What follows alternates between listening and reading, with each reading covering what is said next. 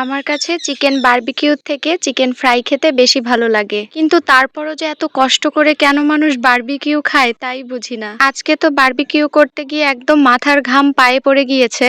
আমার নানি কুলো দিয়ে বাতাস করে করে তারপরে কয়লা জ্বালিয়েছে। বৃহস্পতিবার কোনো রকম অফিস শেষ করেই চলে গিয়েছি নানুর বাড়িতে, কারণ আজকে আমরা রাত্রে বারবিকিউ করব।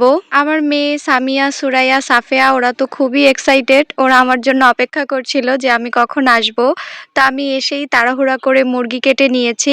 এবার সব মশলা দিয়ে মাখিয়ে নিব। যদিও বারবিকিউর জন্য একটু বেশি সময় ম্যারিনেট করে রাখলে ভালো হয়, কিন্তু কিসের ম্যারিনেট কিসের কি, কোনো রকম পুড়িয়ে খেতে পারলেই হবে। এত তাড়াহুড়ার মধ্যে টক দই দিতেও ভুলে গিয়েছি। যা যা হাতের সামনে পেয়েছি সবকিছুই দিয়ে নিচ্ছি। আদা, রসুন, তারপরে হলুদ, মরিচ, লবণ, একটু মাংসের মশলা দিয়েছি, এগুলোই। তারপর একটু সয়া সস দিয়েছিলাম। এই সব কিছু দিয়ে আর একটু বারবিকিউ মশলা দিয়ে সুন্দর করে মাখিয়ে নিব। একবার মনে হচ্ছিল বাচ্চাগুলোকে বুঝিয়ে সুঝিয়ে চিকেন ফ্রাই করে ফেলি, কারণ এই কয়লা দিয়ে পোড়ানো খুব একটা ঝামেলা। কিন্তু তারপরে ভাবলাম সবাই যেহেতু আশা করে বসে আছে, একটু কষ্ট করাই যাক। আর আমার কাছে মনে হয় এই চিকেন বারবিকিউ মানুষ স্বাদের জন্য খায় না, একটা ভালো সময়, একটু অন্যরকম সময় কাটানোর জন্যই আসলে এটা করা। এরপরে শুরু হবে মেইন যুদ্ধ। নানু এখানে চেষ্টা করছে কয়লা জ্বালানোর জন্য।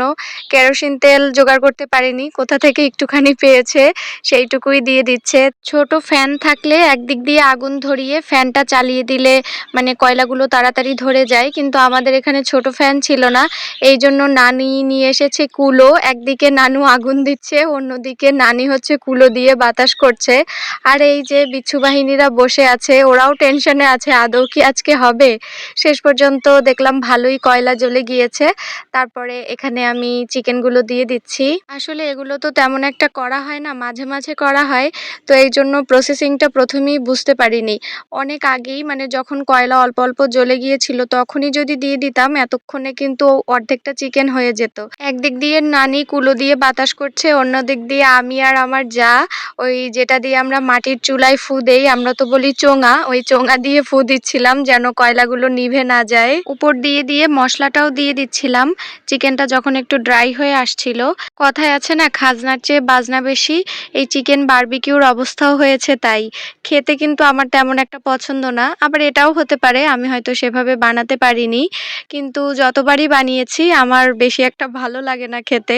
একদিক কিন্তু খুব সুন্দর কালার হয়ে গিয়েছে, এবার আমি হচ্ছে উল্টে দিব। নানু তো বারবারই বলছিল এত কষ্ট করার দরকার নেই, তেল দিয়ে ভেজে তারপরে খেয়ে ফেলো।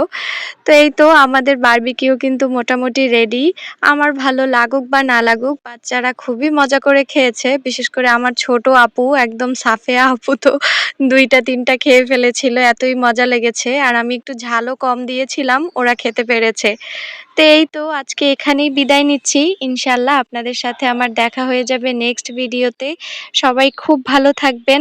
আর যেহেতু আজকে দিনের বেলায় ভয়েস দিয়েছি, অনেক রকম সাউন্ড হয়তো আপনারা পাচ্ছেন, ইগনোর করবেন প্লিজ। আল্লাহ হাফেজ।